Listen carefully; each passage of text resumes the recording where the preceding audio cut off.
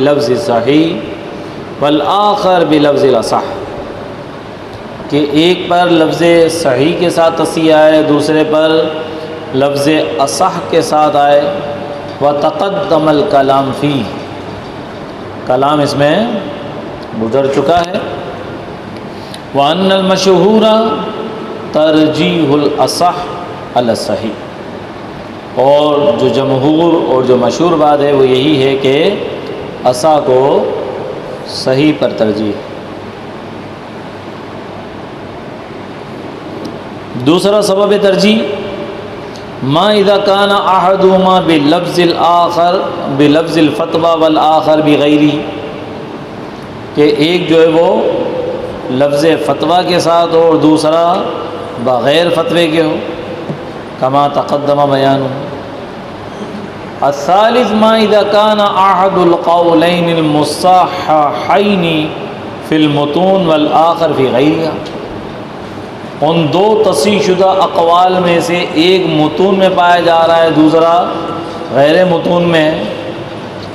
فَلِأَنَّهُ عِنْدَ عَدْمِ تَصْحِيحِ أَحَدِ الْقَوْلَيْنِ يُقَدَّمُ مَا فِي الْمُتُونِ، کیونکہ جب دونوں قولوں میں سے کسی ایک پر بھی تصحیح نہ ہوتی تو اس وقت اس قول کو مقدم کیا جاتا ہے جو متون میں ہے۔ لِأَنَّهَا الْمَوْضُوعَ لِنَقْلِ الْمَذْهَبِ كَمَا مَرَّ، کیونکہ متون کو نقل مذہب کے لیے وضع کیا گیا ہے جیسا کہ بات پیچھے گزری ہے۔ فَكَذَا إِذَا تَعَارَضَ التَّصْحِيحَانِ، تو اسی طرح جب دو تصحیحیں آپس میں متعارض ہوں اور ایک قول متن میں ہو دوسرا غیر متن میں، تو پھر اس صورت کے اندر متن والے کو ترجیح ہے۔ وَلِذَا قَالَ فِي الْبَحْرِ فِي بَابِ قَضَاءِ الْفَوَائِدِ فَقَدِ اخْتُلِفَ التَّصْحِيحُ وَالْفَتْوَى وَالْعَمَلُ بِمَا وَافَقَ الْمُتُونَ أَوْلَى، تو کہہ رہے ہیں پس تحقیق تصحیح اور فتویٰ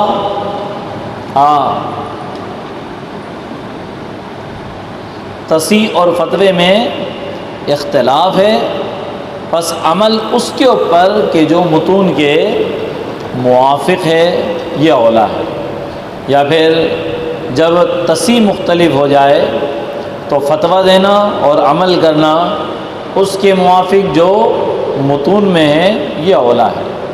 یہ زیادہ ٹھیک ہے کہ فتوے کو عمل کے ساتھ ملا دیا جائے، ٹھیک ہے، تصحیح کو سے الگ، تو تصحیح کے بعد والا جو واو ہے یہ مستانفہ ہو جائے گا۔ والرابع ما اذا كان احدهما قول الامام العظم والآخر قول بعض اصحابہ، اور سبب ترجیح میں سے ایک سبب یہ بھی ہے کہ ان دونوں میں سے ایک امام کا قول ہو اور دوسرا بعض آپ کے اصحاب کا۔ لأنه عند عدم ترجیح لأحدهما يقدم قول الامام کما مر بیانہ فقضا بعدہ، کیونکہ جب ترجیح نہ ہو کسی ایک قول کی تو امام کے قول کو مقدم کیا جاتا ہے، جیسا کہ بحث پیچھے گزری ہے، تو کہہ رہے ہیں اسی طریقے سے تصحیح کے بعد بھی یہی ہوگا۔ صحیح۔ الخامس ما اذا كان احدهما ظاہر الروایہ فیقدم علی الآخر۔ ایک منٹ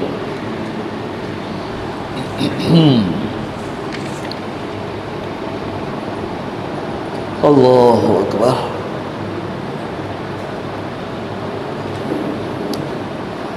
یہ جو انہوں نے کہا ہے لِأَنَّهُ عِنْدَ عَدْمِ تَرْجِيحِ لِأَحَدِهِمَا يُقَدَّمُ قَوْلَ الْإِمَامِ، تو اس پر اعلیٰ حضرت علیہ رحمہ کا یہ حاشیہ انہوں نے دیا ہے، ای بعد ترجیح القولین جمیعا، یعنی جب دونوں کے دونوں قولوں کے اوپر ترجیح آ جائے، فرجع حاصل القول، تو حاصل قول یہ راجع ہوگا الی ان قول الامام هو المتبع، کہ امام کا قول ہی قابل پیروی ہے، الا ان يتفق المرجحون على تصحیح خلافی، جب تک کہ اہل ترجیح اس کے خلاف تصحیح پر متفق نہ ہو جائے۔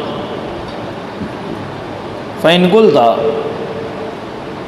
پس اگر تم یہ کہو، أَلَيْسَ قَدْ ذُكِرَ عَشْرُ مُرَجِّحَاتٍ أُخَرَ وَنَفْيُ التَّخْيِيرِ مَعَ كُلٍّ مِّنْهُمْ،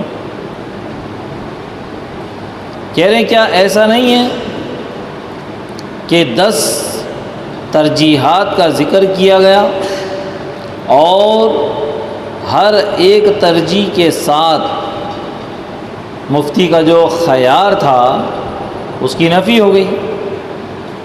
نمبر 1،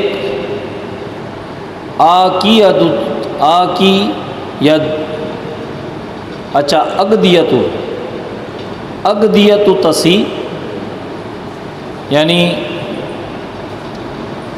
تصحیحات میں سے جو زیادہ موقت ہوگا اس کو لے لیا جائے گا۔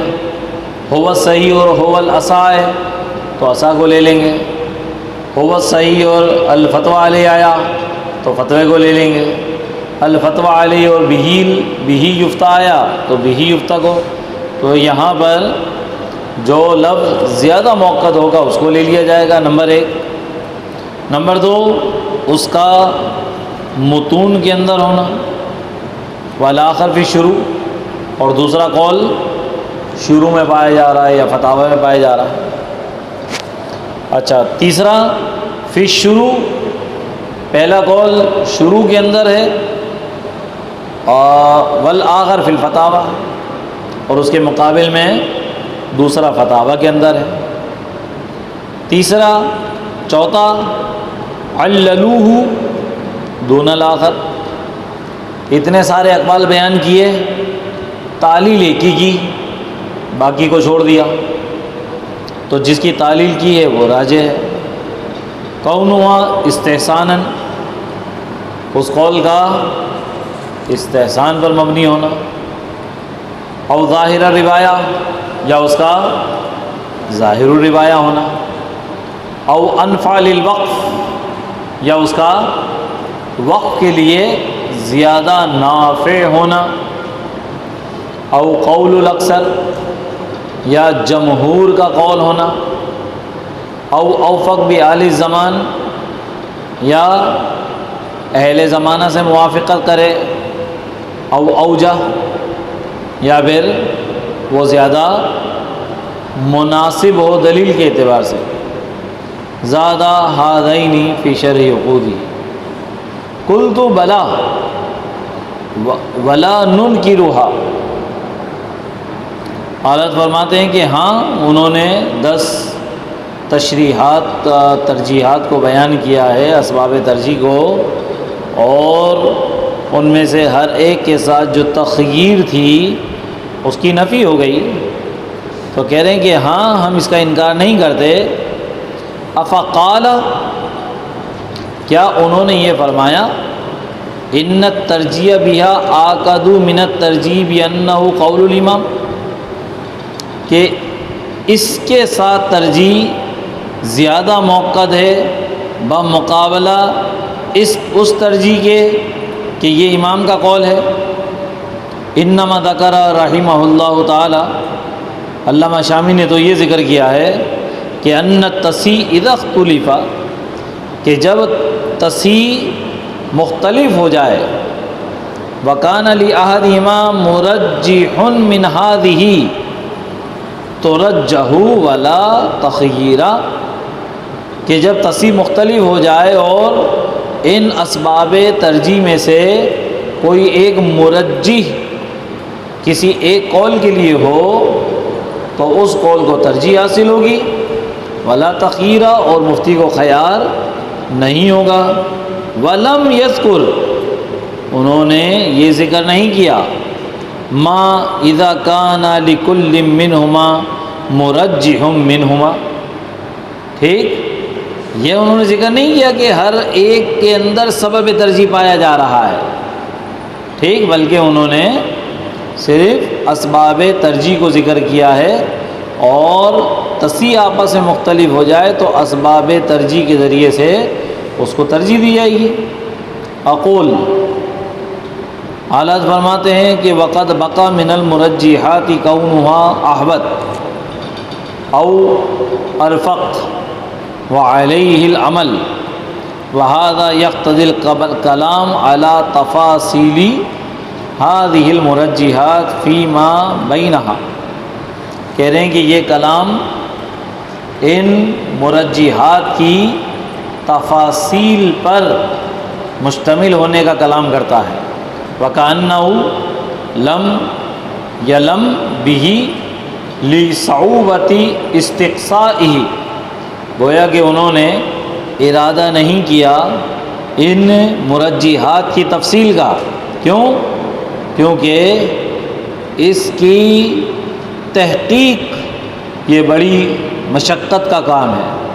وَلَيْسَ بِكَلَامِهِ مُضَادَّةٌ لِمَا ذَكَرْنَا، اور ان کے کلام کے اندر کوئی تضاد، کوئی اختلاف نہیں ہے.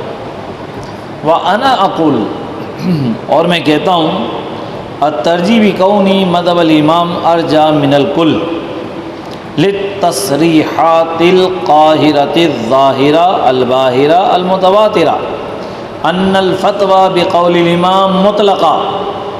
کہہ رہے ہیں کہ اس قول کا مذہب امام ہونا، اس بات کے ساتھ قول کو ترجیح دینا، یہ تمام تصریحات قاہرہ ظاہرہ باہرہ متواترہ کے مقابل میں زیادہ راجح ہے.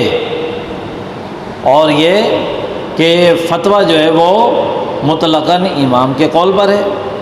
وقد سر الامام الاجل صاحب الہدایہ بوجوبہ علی کل حال، اور صاحب ہدایہ نے تو ہر حال کے اندر امام کے قول پر فتویٰ دینے کو واجب قرار دیا ہے. وَإِن بَغَيْتَ التَّفْصِيلَ وَجَدْتَ التَّرْجِيحَ بِهِ أَرْجَحَ من جَلِّ مَا ذُكِرَ مِمَّا يُوجَدُ مُعَارِضًا لَهُ.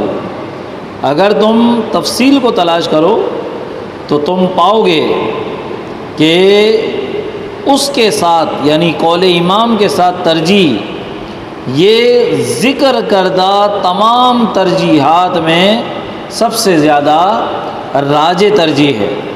ٹھیک، کہ جہاں پر تعارض پایا جاتا ہے. فاقول، پس میں کہتا ہوں القول لا یکون الا ظاہر الروایہ، کہ قول نہیں ہوگا مگر ظاہر الروایہ.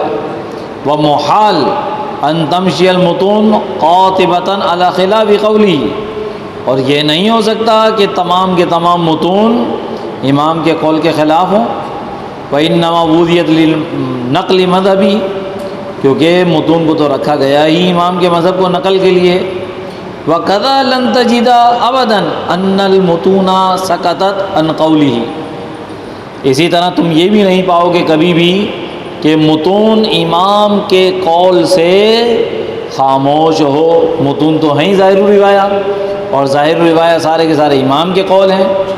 والشروع اجمعت علی خلافی، اور شروع جو ہے یہ امام کے قول کے خلاف پر جمع ہے. ولم یلحج به الا الفتاوی، اور پھر اس کے بعد صرف فتاوی کا درجہ ہے. الانفعیہ للوقف من المصالح الجلیلہ المہمہ وہی احد الحوامل ستہ.